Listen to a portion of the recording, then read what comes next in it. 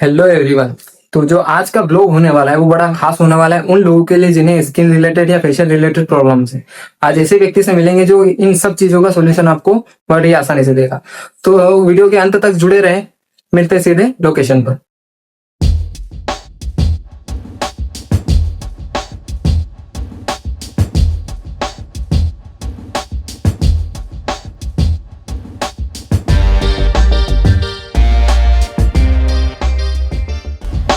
Thank you sir, आपने अपना कीमती वक्त हमें दिया। अब अपने बारे में कुछ बताइए। मेरा नाम डॉक्टर ओपी रावत है। मैं एक होम्योपैथी फिजिशियन हूँ। मेरा क्लिनिक धार के अंदर स्टेब्लिश है। सर, मेरा क्वेश्चन था कि होम्योपैथी एक्चुअल में होती क्या है और ये कैसे कार्य करती है। होम्योपैथी का एक बेसिक सा प्रिंसिपल है, लाइक क्योर्स लाइक, जिसके अंदर जैसे जो बीमारी रहती है, जिससे सिम्टम्स आते हैं, उसी के अकॉर्डिंग उसमें मेडिसिन सिलेक्ट करके देते हैं उसके अंदर।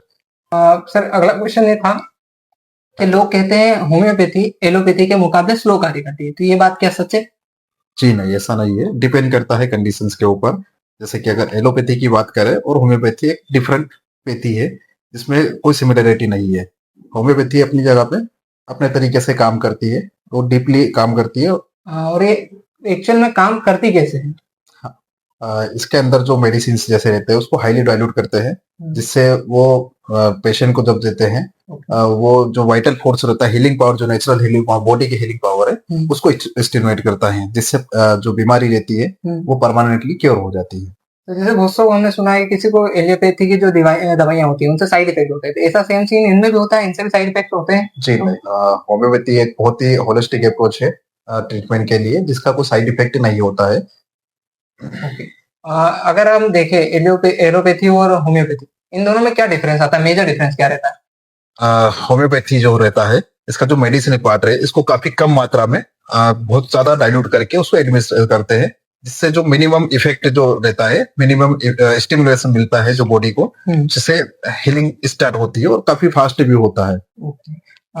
पर्टिकुलर किसी एक एवरेज बेस पे अगर अपन देखें तो किसी बीमारी को कंप्लीट तरह से खत्म होने में या सही होने में कितना क्या टाइम लगता है होम्योपैथी में?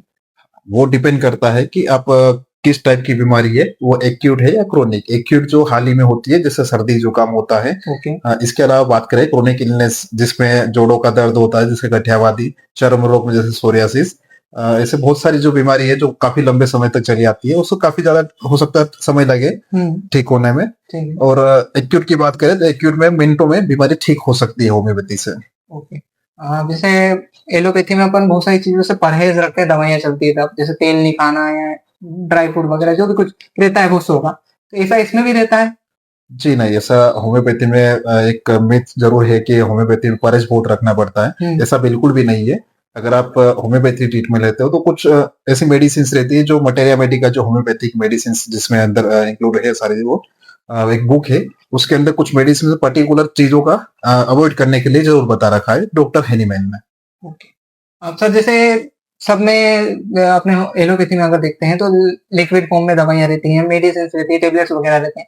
इसका कैसा क्या रहता है? जो छोटी दवा गोलियां नॉर्मली देखी जाती है एलोपैथी में, होम्योपैथी में, उसका कैसा क्या रहता है? हाँ, जो छोटी गोली जैसे आपने बताया, उसको स्वीट पिल्स या हमारे इसमें ग्लोब्यूल्स बोलते हैं। हाँ।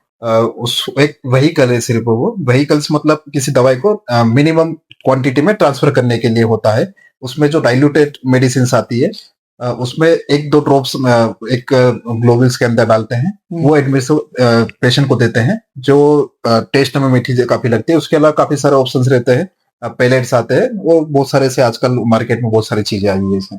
ओके। और एक मेरा सवाल था कि इन दवाइयों का आप रेफ्रिजरेटर में रख सकते हैं कि रखना जरूर रहता है, ऐसा कुछ?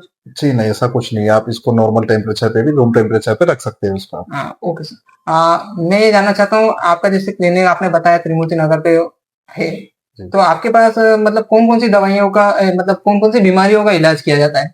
हाँ, हमारे पास में जैसे तो मेरा स्किन में ज्यादा स्पेशलिस्ट हूँ मैं। इसके अलावा अगर होम्योपैथी के अप्रोच, ट्रीटमेंट अप्रोच की बात करें, तो जिसके अंदर लगभग सभी बीमारियों का ट्रीटमेंट होता है, एक्सेप्ट कुछ बीमारी जो होती है एक्यूट में, जैसे कि हार्ट अटैक हो गया, फ्रैक्चर हो गया, ब्लीडिंग जैसे हो रही है। इन कंडीशंस में होम्योपैथी के अलावा आप जितना जल्दी हो सके एलोपैथ्स के पास जाए तो ज्यादा अच्छा है। और अपने पास सुविधाएं क्या क्या है? क्या क्या मशीनरी आप यूज करते हैं? जो धार में, जैसे हमको पता है कि ये पहला क्लिनिक है जहाँ पे बहुत सारी चीजें ऐसी है जो पूरी तरह से नहीं है, वो किसी के पास नहीं है। उनके बारे में बताइए तो। ये धार का ऐसे तो पूरा होम्योपैथी क्लिनिक का पहला है यार धार के अंदर, जहाँ पे होम्योपैथिक साथ में कुछ बेसिक सा लेजर ट्रीटमेंट वगैरह इंक्लूड करके किया जाता है।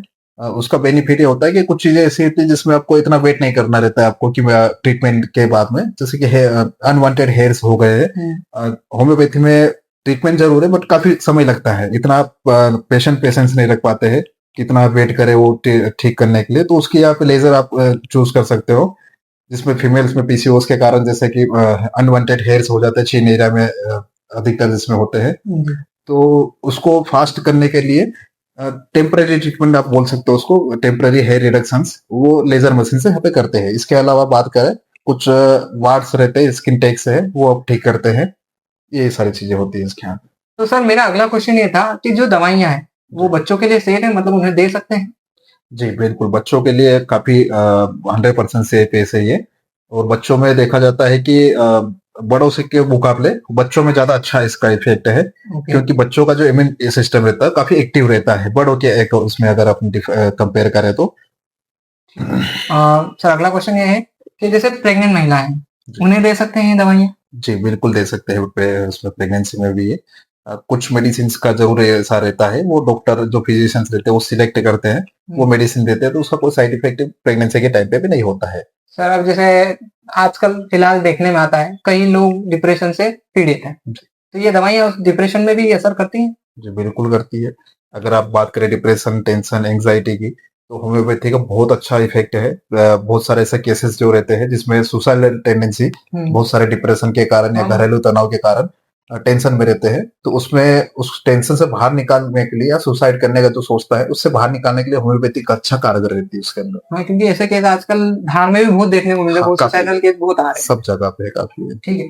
सर मेरा सवाल ये था, जैसे अभी बारिश चल रही है तो नॉर्मली हम देखते हैं बारिश में फंगल इन्फेक्शन बहुत ज्यादा कॉमन चीज हो जाती है, हाँ। तो इसमें होम्योपैथी कैसे क्या कार्य करती है? जी बिल्कुल, अगर बारिश में अगर फंगल इन्फेक्शन का है तो फंगस अधिकतर मॉइस्चर के कारण होता है। जी।